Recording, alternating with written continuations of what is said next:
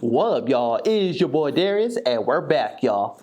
So we have a special reaction we're gonna do today. Shout out to MusicVibe though, cause I like his video though. So I just want to give a shout out. If you have not seen his video, go and check it out, cause it's really dope. He's phenomenal though.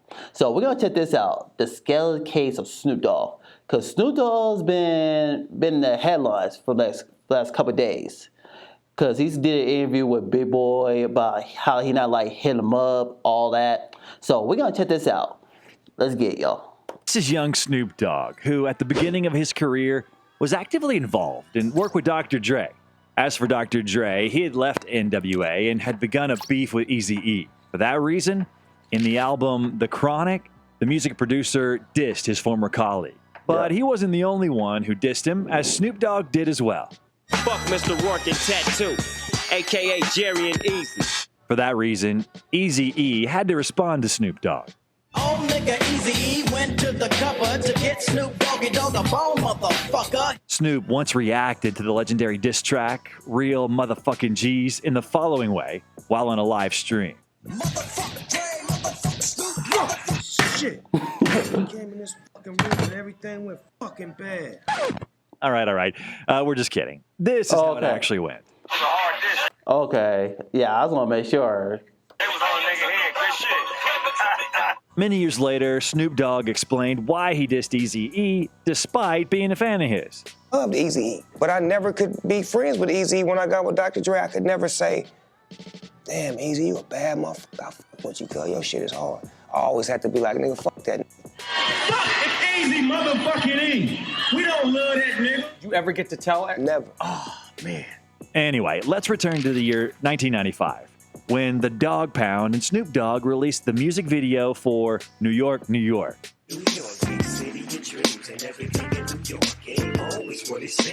Mobb Deep did not like this music video. Because Snoop and them did a video, kicking over the New York buildings.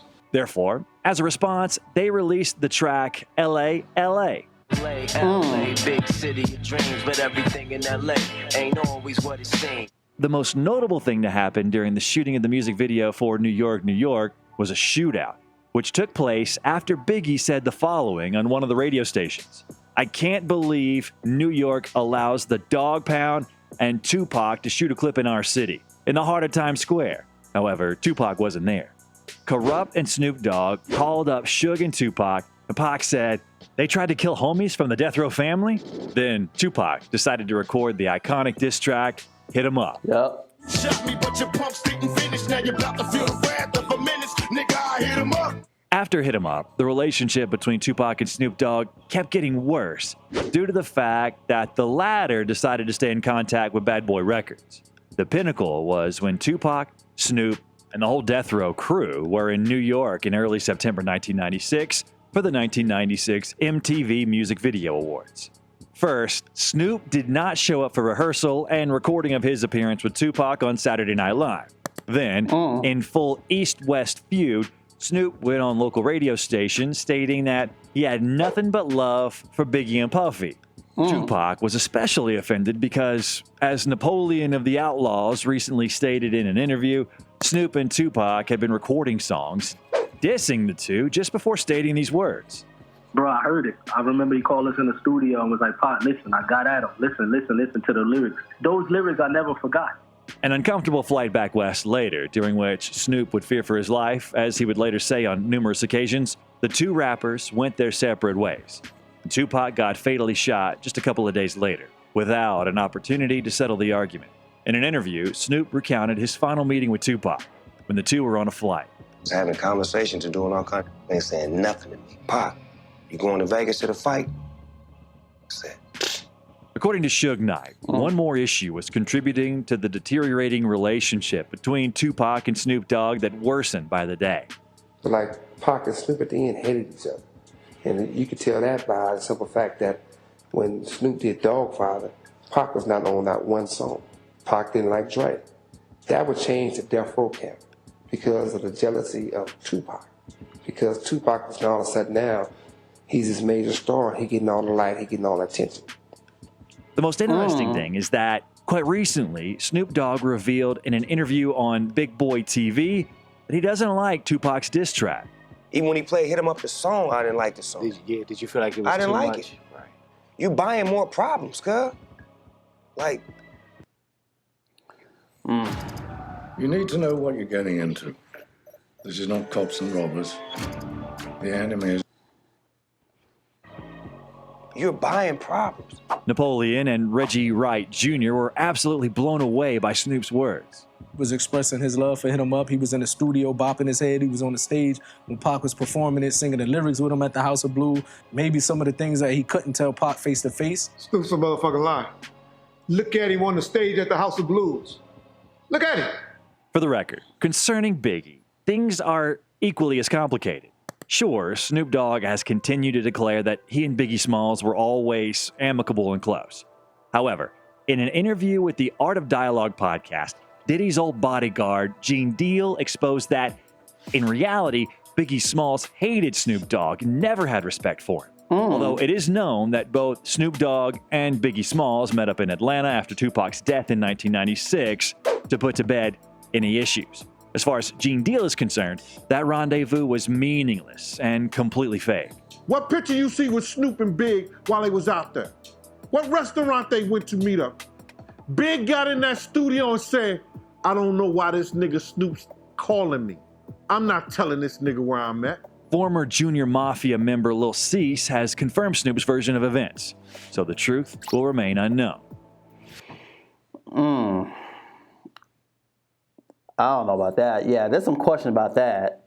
Do y'all think Big and Snoop were really cool with each other or what? That's all I want to know. That's something I got to think about. After Biggie was murdered and Suge got imprisoned, Snoop wanted to quit Death Row Records due to the fact that Suge Knight was angry that Snoop stayed in touch with Puff Daddy, and he wanted to put an end to the conflict between Bad Boy and Death Row. It's all good between me and him. That's my peoples. For real, that's what we came here for. We came here to light it up and ride it up. We made music for him. For that reason, when Snoop decided to speak to Suge, this was the response that he received. Fuck them bitch ass niggas. That's the word I got back. So it made me feel like fucked up because it's like, you see me trying to reach out and show love, and this is the message that you send. On top of that, Snoop didn't seem to be too happy with Suge Knight's words at the Source Awards ceremony where he accused Puffy of making appearances in the works of all his proteges. Don't want to have to worry about the executive producer trying to be all in the videos, all on the record. Even though he later went on to doing the same thing. Want to cover the magazine with me and Tupac? What are you doing? Why are you up here? It's not enough room for all three of us. At some point, their relationship got so bad that Suge Knight wanted to have Snoop killed. He wanted action when I was in the blind, when I didn't have no help, when I didn't have no team, and when he could stack a team. I was working against the devil, and through the grace of God, Master P. Generally speaking, the founder of No Limit, Master P, paid a few $1 million so that Snoop Dogg can be freed from his contract. In return, Suge Knight hinted that Snoop is a snitch. A rat is the lowest you can go. A rat will do anything. So you don't think Snoop was a rat? I mean, YouTube TV has no hidden fees and includes unlimited DVR space. I don't want to make Alice. I don't need to put nobody out there. 'Cause if I do, that's like a form of telling. But for the street guys out there, they know. They know this guy never come to prison. They know the only way to stay out of prison is one way. The thing is that according to rumors, in 1998, Snoop told police that he felt he was in grave danger as a result of leaving Death Row Records, according to a memo produced within the Los Angeles County Sheriff's Department. The rapper also told a sheriff's lieutenant that Knight had Tupac killed, the memo states. But no one was ever charged in the case. By the way, this issue was actively discussed a few years back when rapper 6ix9ine spoke out about these documents. Snoop Dogg's paperwork right here. Snoop Dogg's paperwork for everyone to see. Everybody to see. Snoop Dogg's paperwork. Snoop Dogg commented on the issue saying, "People know I ain't have nothing to do with Suge Knight getting time. We had the same lawyers. This rat reaching, calling me a snitch and FYI, he most likely drew up the papers. He do work with the police. Suge and me on great terms now, so if I told on him, we would never be cool, and that's a fact." Next up, we'll discuss Snoop's inexplicable hate towards Eminem. In 2020, Snoop Dogg spoke about his relationship with Dr. Dre, naturally included Eminem in the conversation. Snoop said that Eminem is considered to be white hope in rap, but he is not in the top 10. Put Eminem in a position where he could be labeled as one of the top 10 rappers ever. I don't think so, but the game feels like he's top 10 lyricists and all that comes with it, but that's just because he's with Dr. Dre, and Dr. Dre helped him find the best Eminem that he could find. When you talking about this hip-hop shit that I can't... Yeah, so that's what sparked it between Eminem and Snoop Dogg. Because I was confused when Eminem released that song Zeus while he was at Snoop Dogg. I was like, in my mind, I was like, what the hell did Snoop Dogg do? Till this interview came out of the Breast Club saying he's not his top 10, that he can live without Eminem's music. Live without? I can live without that. Eminem responded in the song Zeus. Marshall said that he's used to being dissed, but he's not used to being dissed by people in his own circle. He was like a damn god to me. Man, not really. I had Dogg backwards. After the diss track, Snoop posted the following on Instagram. People who can't communicate think everything is an argument. Back in the day, if someone hated you, it meant you did something wrong. Nowadays, it means you did something right. After that, Eminem discussed the details of the situation on Shade 45, where he said that when Snoop spoke about him in the interview, it was all acceptable up to the point where he mentioned that he could live without Eminem's music. Marshall felt like that was disrespectful. And I have never, in my career, said a disrespectful word about Snoop Dogg. On an Eminem fan page, Snoop responded to these words saying, "Pray I don't answer that soft-ass shit." And also, to better explain the full scope of things, it's worth noting that nothing is ever forgotten on the internet. And people found an old interview of Snoop Dogg where he said that he doesn't listen to Eminem's music, and he referred to the song Stan as being nonsense. Write me a letter. I want to come see you. You're my favorite fan. All I wasn't on that bullshit. Yeah, I'm surprised Eminem never spoke about that. I guess he don't know. The only thing he talked about was the interview. Yeah, I'm surprised that Eminem never mentioned about that part. In 2021, Snoop showed a snippet of the song Talk That Shit to Me, in which we can hear some remarks that could possibly be targeted at Eminem. In the second verse, he recalls the word kamikaze. And Kamikaze is the name of Eminem's album. Yeah. When kamikaze for me in my concentration camp. Then there's a reference to M's song Superman. Play Superman, I'll be your kryptonite. The so-called beef could only get more intense. However, after Dr. Dre ended up in the hospital because of a brain aneurysm, fans urged them to have peace talks. In one Instagram post where we can see Dre, Snoop Dogg, and Eminem, he left a comment saying that everything is okay. In 2021, Snoop gave another interview where he said that he's apologized to Eminem. And I felt like I was out of pocket. You know what I'm saying? And I apologized to him and I let him know. And I'm just better at myself. You know what I'm saying? I make mistakes. I ain't perfect. I'm Snoop Dogg. In 2022, Eminem and Snoop Dogg collaborated together. Yep. I gotta check